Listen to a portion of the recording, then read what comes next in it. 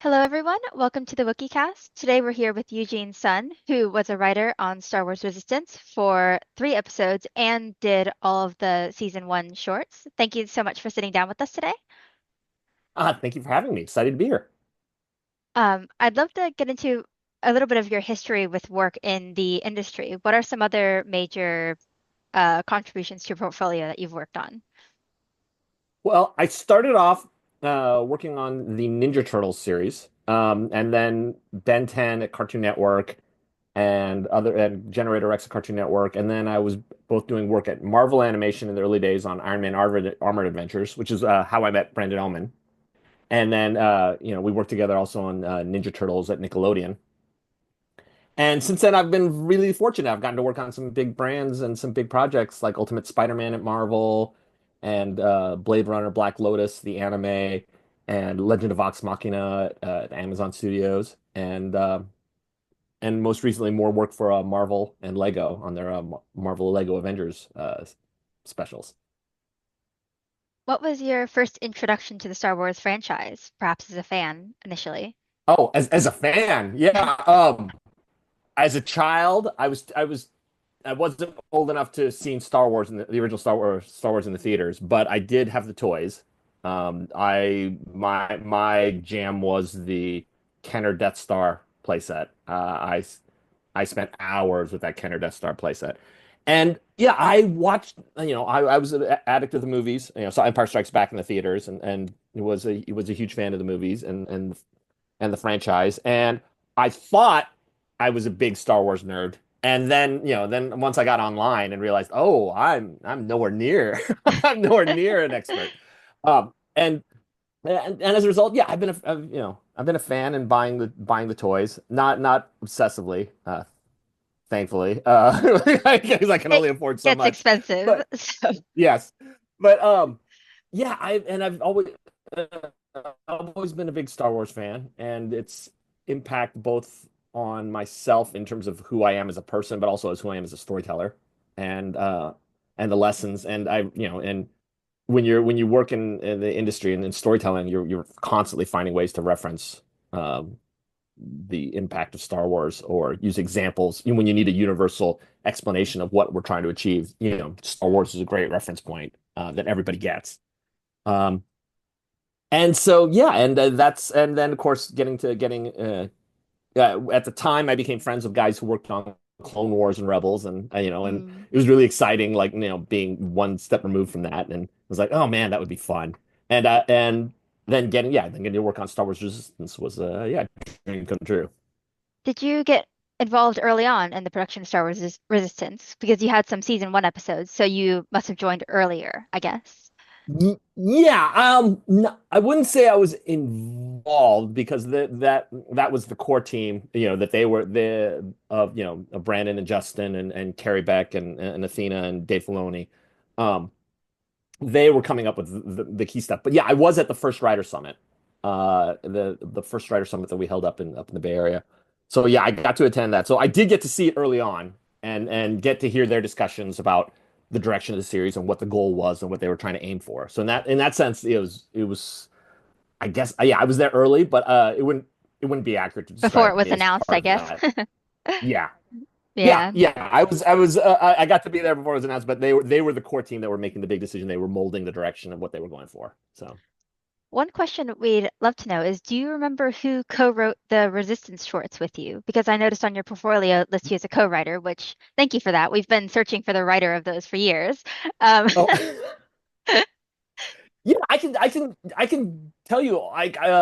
In preparing for this, I went back and looked at and looked back at the original notes and stuff like that for those shorts. So that was kind of fun, like going down that memory lane. But yeah, I can tell you all about the shorts. I mean, technically, the shorts are officially written by Brandon Oman, Justin Ridge, and myself. Um, the actual process was a little more was a little more roundabout, but at the end, Brandon, emailed me and said, "Hey, is it cool if we, for simplicity's sake, just to say all three of us wrote them?" And I said, "Yeah, that's absolutely cool." Um, the original, yeah, I might as well talk about it. Yeah, so the originally when what happened was, Brandon contacted me and said, "Hey, Eugene, would you like to write the shorts? We're doing shorts. They're for production and purposes and such, it's going to fit in between the episodes. So we'll have people working on them, and it'll be budgeted and everything, and it'll be about the same amount of work. Instead of a 130-page script, you'll be writing 15 two-page scripts. So it'll be the same amount of work. Would you be like to do it? And I said, yeah, absolutely. I'm honored to do it. So they had a bunch of short ideas that they had gotten approved. I believe, is the core Brandon and Justin and those guys, and they'd come up with 15 ideas. Some of them really well formed. Like some of them were basically me that they'd already come up with the beginning, middle, and end of each short. And some of them were just really vague, kind of like we need a story where BB-8 fights an evil droid, something like that. Yeah. And like, okay, so they gave me the beats, or not the beats, like the one-liners, and I turned them into a premises, and we had 15 premises, and that got turned into an outline, and then got that approved and wrote 15 two-page shorts. Um, in the end, they used 9 of them, and then 3 of them Brandon and Justin wrote themselves. Like by that point they were like, we'll do these last 3 ourselves, and then that's how we ended up with the 12 shorts that got made. So there's theoretically Um, 6 that we have no idea what they are anymore. That's interesting. well, there were 6 that for various reasons didn't get made. Like I can tell you, I think I wasn't involved in the process of which ones Disney and Lucasfilm picked, but I know like at least one of them I wrote was involved Poe teaching Kaz a new like a flying move. And I think what Mm. ended up killing that one was just because of actor availability. They were like, it's gonna be hard to get him to get this one. So, and we've got other ones that we like better, so let's do those. One of them was the a episode with it was a short involving the Buggle and stormtroopers, and I think they kind of went like, well, the Buggle's so silly. Can we do something more sillier? And then so I think Brandon and Justin wrote the one where the Buggle goes out on the edge, and Kaz has to try to save it. S- um, God, yeah, one was I'm trying to remember from memory. One was we came up with and I don't know why they didn't. There's somebody didn't pick it, or whether it was just too complicated to do. But it was a BB-8 versus an Imperial droid, and the two of them having a little duel. Um, but yeah, they were. It's interesting to know about regardless, even if they didn't make it, because documenting anything that might have occurred or got, cut in the process is all very interesting. So, Yeah, and there was one, I can only speculate. I've there was another one that involved Kaz, Flix, and Orka drinking at the bar. But I think that was also kind of like like that wasn't their favorite, so that ended up not getting used. But I think they kept the bar location for the GLN where the droid is running around causing problems inside the bar after and um but yeah, it was it was it so I wasn't involved in that part of deciding which of the shorts I got to do, but it was a lot of fun. Like writing, like there was one more. There was one more from the villain's perspective, which we were like, oh, this is kind of cool. I don't know if they'll ever use this one, but we wrote one with Vonreg as the main character, oh, hunting the resistance. But yeah, no, those didn't get used for whatever reason. Either Disney or Lucasfilm didn't want to use them, so. just out of curiosity, do you remember if Vonreg was hunting the Colossus specifically or just the Resistance in general, or? It was probably the Colossus. Um, yeah, it was. I remember from the very beginning, out of the one-liners. This was a parentheses. I don't know if we're going to do this one Yeah. because the shorts are intended to kind of promote the characters and the story. Don't know if one focusing just on the villains is worth it, but we could try it. So. And one interesting thing is we don't really know where these are placed within the season, because it happens a bit chronologically. Was there any thought given to where they might fit in? No, but I can tell you chronologically when we were writing them, it was around halfway through season 1. Okay. It was around like episode 12 or 13, something like that. I think the first season was 20 episodes, so yeah, it was like around there. I But guess in a way, Wikipedia so tries to like list them on characters' pages, so I guess it wouldn't be most accurate to put them at the end of season 1. We should slap them somewhere in the middle, I guess. Yeah, Uh, you could. I mean, yeah, they did play place before the Colossus went up, and what happened to the Colossus at the end of yeah. season one. So yeah, that's probably accurate. Yeah, you're you're the Wikipedia expert. It's funny. Sometimes the questions we ask are so niche, and they probably wouldn't be asked in any other interview except for us. And we're like, well, we're trying to document. Do you have any That's favorite of the awesome. shorts that did make it to production? I would love to take credit for it, but this was all on Brandon and Justin. Was the guy coming in to rob Flix and Orca? That Mm. one's probably my favorite. 'Cause that's such a fun short. You get so much character out of them. Um, man, yeah, I think that one's probably my favorite. The other one, which is just the little boy in me that likes ships, is the one where the aces go up and have to stop the crashing ship, um, Mm. working together, and uh, yeah, doing a little, flying around in a ship, flying around in a little one person ship in a Star Wars universe. That's always fun. One of the episodes you wrote, so I guess moving on to full-length episodes, was Dangerous Mhm, Business, and that introduced mhm. Teraj Key for the first time. What was some of your favorite parts about fleshing out his character? That that one's fun because that was my first time to write a guy who clearly had a link to the First Order. And so before then, it was a lot of, hey, we were the first episode I got to write was, based on stuff that was happening on the Colossus and our focusing on our main characters, what they were doing. So at the time, we didn't have a ton with Taraj Key, except that what he was doing, what he was after, and the fact that he was with the First Order. And so that was my first time, like, yeah, writing a character where I was like, okay, so this is a person who's working for the First Order. He doesn't have a military rank, but this is a guy who's working for them to helping them.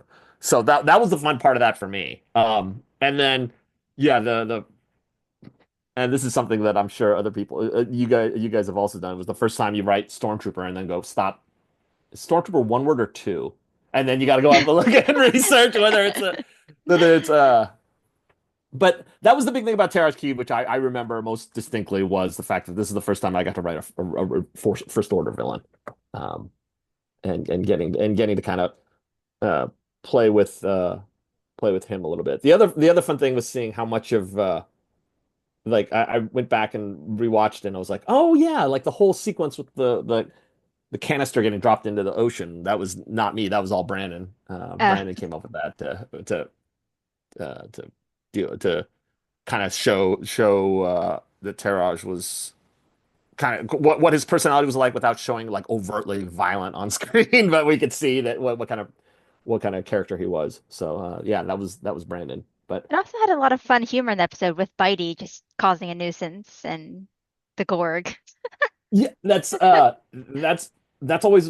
that was always the well, I mean, that's one of the fun things about Star Wars, which I always bring up with people, especially when not even working on Resistance, but other projects I've worked on, where I will explain the importance of humor within the action narrative. That it's like the one of the things is like people forget how funny Star Wars movies are. They can be extremely funny, and that it's not kind of wacky, kind of we're throwing a surprise birthday party for someone, kind of wacky humor, but it's actually humor coming out of character, humor coming out of situations, and it humanizes the characters. And so the humor is such an important part of what makes Star Wars. And guy, even when it gets serious, like in the Clone Wars series, like you'd still get some laugh out loud moments. Um, and yeah, with the Gorgs are naturally funny. Anything that bites you is funny. Um, and yeah, and within Resistance also, it was just easy with the characters and with the natural charm of Christopher Sean who played Kaz. Like, yeah, it was easy to come up with something funny and know that he would make it really funny on when it got produced. It was also one of the first times that we saw a little bit more into Flix and Orca's relationship, I guess, rather than just seeing them in the background. What's some of your favorite things about the pair of them? The well, one, the absurdity of their characters, the mismatch of their characters is so much fun. And then I mean physically one tall, one's not. but also the personalities of his good bumping into each other like an old married couple. It's great.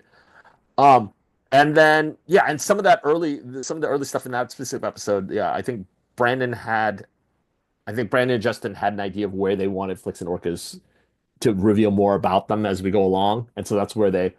So that I know Brandon came up with that bit about like, oh, it's a terrible tragic tale. We're going to my mother's, like some of that sort of stuff that they're doing is it Which is something like an was old married couple would do, kind of. yeah, yeah, no, totally, totally. And so as they were kind of drilling down on what they wanted the Flix and Orca relationship to be, how they wanted them to, how they wanted them to, where they wanted those characters to go, and also the actors. By that point, I think they started doing records, so they'd start to hear, okay, this is how the actor should sound. Um, but so that was where that was definitely Brandon and Justin there. Having a clear vision of where they wanted those guys to go. But yeah, no, those two characters were great. They're great fun to write, and there's they're and since we don't have to hang a lot of we don't expect we don't have to hang a lot of action drama on those two characters. We can be free to be as silly as we want if we needed to for those two. I guess on the flip side, some other characters you wrote for, like Jace Ruckland, did have a bit more attached to like an overarching plot, I almost want to say. So you wrote one of the first times he ever appears, Fuel for the Fire. What was Mhm. that kind of like establishing that heavy bit of initial lore?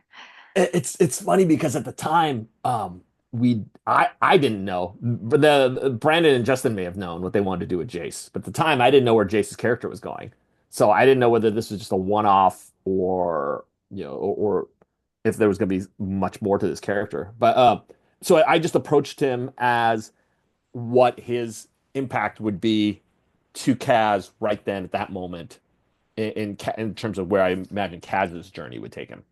So it wasn't so much as, oh, here's this great villain, and we're gonna see him later. We're gonna watch him grow and everything. It wasn't like that at all.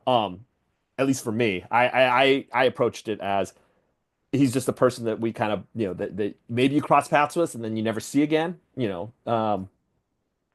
And yeah, and I didn't know who was going to voice act him or how they were going to portray him or any of that sort of thing. I guess it was But at the nice to time, see that later on, to see how he kind yeah, of blossomed. oh totally, oh totally. There absolutely there are times it's like yeah, you I text Brandon to be like, "Whoa, that was so great!" Like I had no idea it would go there, kind of thing. Do you remember much about Jace's um, dynamic with his crew? What was that kind of like? Because we see them from time to time as well. I'm A question from I'm a trying friend, to so I figured I remember. would ask. I yeah yeah I know there was at least when the crew in the script. I'm trying to remember if there was only one or two members. I know in the episode there were two. Um, it yeah, at the time I didn't know that they would be that they would be brought back or that we would see them in future episodes. Um, I mean, maybe Brandon and Justin did, but I didn't. So to me, I just wrote them as Jace's crew. Um, and yeah, it was fun to imagine that guy, everybody would love to have a crew. Like in real life, I would love to have a crew. Um, but uh, no, I guess that was another one of the things because yeah, those characters do come back later, and but Yeah. I wasn't aware of it and wasn't involved.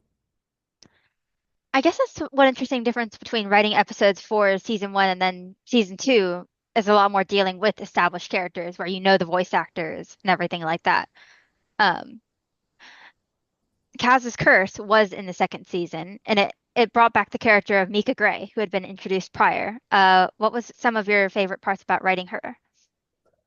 That was fun because Brandon had ideas of what he had a couple different ideas of like, hey, how where to take Mika Gray. I, I I don't know if did he I don't know if you talked to him that he had mentioned those, so I won't reveal those, but he had a couple different really interesting ideas of where Mika Gray would go. So when we were writing the curse, we were kicking around the ideas of like, okay, well, what if what what if she's a charlatan? Okay, all right. Or but what if she's not? Okay. What if she's got force powers? Okay. What if she's this? What if she's that? And so we were kicking around ideas like, okay, he was going to see where he was going to take her, but at the time we were kicking around like there were definitely different ways to portray her. So we kind of played it vague, so you don't necessarily know. My my yeah, my favorite thing about that episode was a joke that I put midway through the episode, and then they decided to save it for later, and then they say, and I think it was Brandon moved it towards the end instead, which is what's his In name? the same episode or into a different Yeah, episode? no, in that same episode, what's his Mm. name? Gruel, the one who goes in to see Mika Gray, and Mika Gray goes, "Yeah, I see your death." He's like, "My death?" And he's like, "Yeah, I see your death. You're gonna be surrounded by teeth." He's like, "Oh." He's like, "What? Can I pay you more so that it doesn't happen?" She's like, "No, that's not how this works." And so he leaves angry that, you know, he's gonna, he's gonna she's basically told him that he's gonna die based by Gorg, and like and then I had the joke immediately afterwards. Brandon saved it to the end, which is later. You see him again, and he gets with the Gorg, and he's like, "Ah, the Gorg!" He's like, Mika Gray was right, and runs off. I don't want to die. Like the fact that the prophecy, and that was a good joke that Brandon was right. Like, no, save that for the end. Like Yeah. the audience, And it's the really audience interesting to would see all those like side characters kind of come in from time to time and have little bits of personality, because they totally, kind of just are in the totally. background all the time. So Totally. And it's funny because from a production standpoint, it's like, yeah, they end up reusing characters anyway just to say, to be able to populate the world within the budget. But at the same time, it does create this sense of like you're getting to know these characters. You see them repeatedly. You see them once or twice or three times and then give them a line and it's a and struggle to and find them all in the background. You pause it and you stare at it and you look at every pixel on the. It's very interesting. Very interesting hobby that I've chosen, that we've chosen rather. Um, But getting a bit into Mika Gray, that is something I would like to touch on. I can tell you what Brandon has noted publicly and that others have. Apparently, there were two cut episodes. One was about the pirate Axe Tagrin, or well, I guess bounty hunter, and the other was about Mika Gray, where they kind of shoot off into a falling or a star. I didn't know if you happened to be in the writer's breaking session for those stories, and if you remembered anything about those cut episodes from season two. No, I wasn't in the summit for those two. But I did talk to Brandon about not the Bounty Hunter one, but the second one. Did they don't want to talk out of turn, but I'm trying to remember if the We do have some details publicly available, like just based on scattered interviews, if that it, no, I'm trying to remember like from the episodes. Yeah, there definitely was the episode with the old Sith temple, right? Did they the old Sith was that temple was the one that okay? made it, Relic Raiders. And then the second one was they were trying to find an ancient Jedi text to deliver to Rey with Maz Right, Kanata. right. So we were curious if you remembered anything about it. If not, no worries. No, that not the yeah, not that I can say. Like I know there was I know from talking to Brandon that he had some interesting ideas with Mika Gray that he was like, well, we'll see if this happens or whether we get more episodes, if whether we get the chance to tell those and send her in an interesting new direction. But they never did. So I assume that either his bosses said no, let's not do that, or Apparently they they were just ran cut out of pretty late. They episodes. were drafted and everything, and they just didn't quite make the production. I guess they were like done. But At yeah, the end, so yeah, yeah, which makes sense. yeah. Um, Well, that also may not be depending on when that was. That may, and then this again maybe is above my pay grade, but that may not have been cut for story reasons. Around that time, um, Disney, Disney XD was cutting back at the very mhm. end, saying, "Hey, I know we said we were going to do this many number of episodes, but you're getting this many number of episodes instead." I was working on another show at, um, I think I could say this. Yeah, I was working on another show at Marvel Animation, and we got the same thing, which was we ended up having to cut a few episodes at the end of a season, saying, "I know we were supposed to do this many, but you're actually getting this many because Disney XD just asked us to do fewer." So I'm wondering if that happened with Perhaps. Resistance. I'm sure I will find the person who wrote them eventually. Yeah. But until then, um, But speaking of how you mentioned other projects, was there anything that you picked up or developed while writing Resistance that you've been able to kind of use to inspire your future works? Um, Not specifically, but in general, yeah, absolutely. Everything I take, everything I've been fortunate enough to work on. Somebody described it as like being a handyman, and on a job you'll learn to use a new tool, and then you don't throw it away. You just throw it in your toolbox. Say, I'm going to need that again someday, and you end up using it.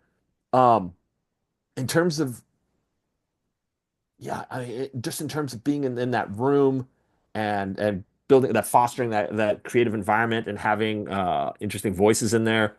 Yeah, I learned a lot from Resistance, and also, God, yeah, I was thinking about this. The big takeaway from Resistance was the people, like getting to be in the room with these people. It was so much fun, and I learned a ton from talking to Dave Filoni or talking to Pablo Hidalgo, like just learning from them and having a blast at the same time. And the writers Brandon brought in were amazing. Kevin and Doc and Gavin and Stephanie Folsom, like I mean, Margaret Scott, like Stephen Melching. They were the tremendous writers. And when you're around a creative environment like that, and you're all, yeah, they bring their A game. That makes you bring your A game. And in terms of and also of course, also in terms of working on something that you're such a huge fan of, being able to step back and be like, okay, fanboy me would love to do X, but professional What's realistic? writer has to step back and say, okay, what is best for the project? What is best for the IP? What is best for what we're trying to do here? There was, uh, I will say there was one time where I messed that up, and Brandon was kind of poking fun at me for it, which was the at the end of that episode with the curse when they're in the dogfight when they're dogfighting with the Guavian Death Gang. I kind of went nuts with like I was just imagining X-Wing versus TIE fighter battles, and so in my head I was imagining like all these tremendous ways that you could take out these fighters and create easy creative ways inside of an asteroid belt, and I was like, oh, I'm coming against them, and Brandon was just like, Eugene, this is way too violent. I'm like, oh yeah. You're right. The death count would be really high if you were to take out that many fighters that way. It's more like a So, Luthen Rail thing for Andor with his sophisticated ship, less so Kaz, who can questionable pilot sometimes. yeah, yeah, yeah. So Brandon was just like easy. I was like, oh no, you're right. Sorry, I got a little carried away because it was I'm like I'm running a dogfight in Star Wars. Like yeah, absolutely. I gotta have. Um, were there any other kind of like small elements, like one or two Easter eggs that you did manage to keep in that you wanted to have in there that you kind of just they ended up working, I guess? No, I don't. I don't. I think I was too. Yeah, I'm trying to think of like what I could have gotten away with. No, I don't think I did put any Easter eggs in anything.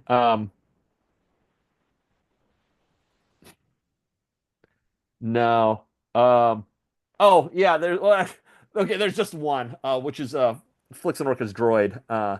I named him GLN after a friend of mine. That was the only one that that I did that And that um name stuck around in future episodes as well, so that's nice. and Brandon who knew who it was, so I think Brandon was just like, yeah, all right, let's do it. Let's see if we can get his name because so many of the characters like would be temp names, they would change. Hmm. Early on, guy like which character like Bucket the droid in my first episode was named something else, and then because they hadn't gotten the name, they hadn't landed on a name that they loved yet.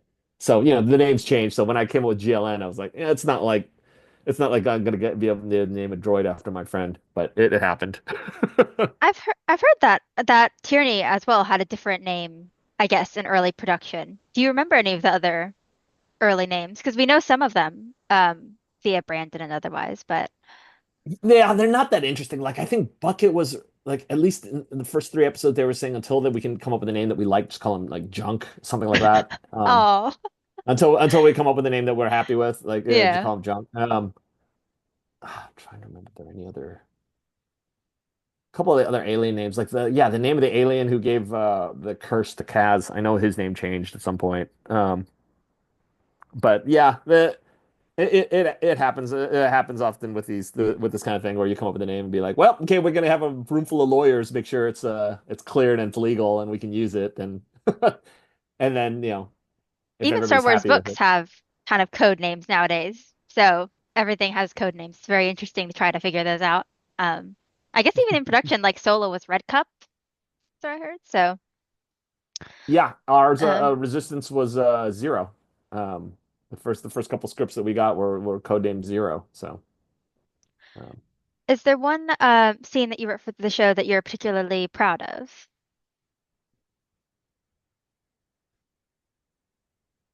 particularly proud of the well, it's funny. There was one that I wrote that they ended that I was like, wow, this kind of this I was kind of proud of, and then they changed it. So it was at the end of at the end of at the end of Fuel for the Fire, like when Kaz was out on the deck, I had Kaz like look up and watch the jets fly by, and he's just kind of like inspired, and he's just kind of like inspired by the idea of flying some like watching the jets fly by, and he's like, "Oh, someday that'll be me." Like that kind of like hopeful, kind of optimistic thing. And then I think they decided like, no, let's end on a joke. So they had instead they had everything fall off the edge of the clock. I think that was Brandon's joke was have the call back to the thing going off the edge. Um, guy, favorite scene may be that escape sequence from the ship that's crashing with Kaz on the ship of Taraj Key. I think that might be my favorite because that was one of those. Well, as I'm writing it, I'm like, oh man, if this looks if they can pull this off, it's going to look amazing. If it doesn't, it's going to look like a it's going to look like a bad cheesy action set, and I was like, please look good, and the artists just killed it. They made it look so good. Um, And that ship doesn't have a name. I was always curious about that, assuming it was unnamed, but I don't know if you ever had a nickname for it.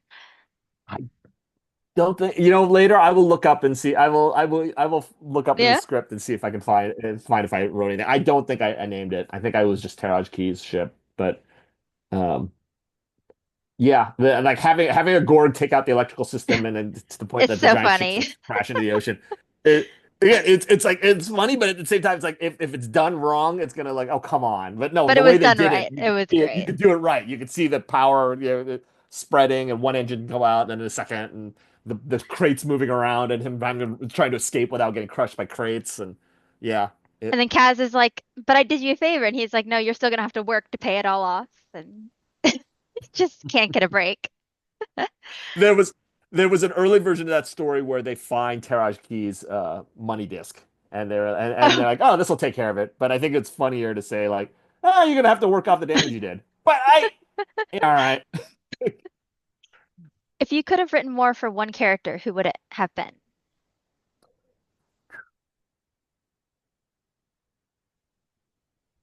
Um,